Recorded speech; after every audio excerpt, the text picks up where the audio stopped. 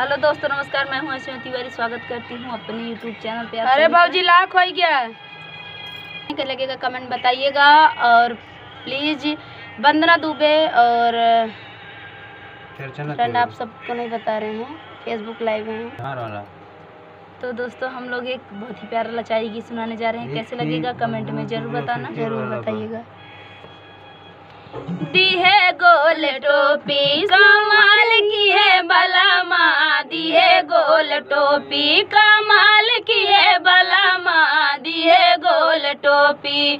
सोने की थाली में जवना परोसे, सोने की थाली में जवना परोसे, जवना ना जेवई घूमई घर घर बला माँ, जवना ना जेवई घूमई घर घर बला माँ, दिए गोल टोपी कमाल करई बला माँ, दिए गोल टोपी कमाल करई बला माँ, दिए गोल टोपी।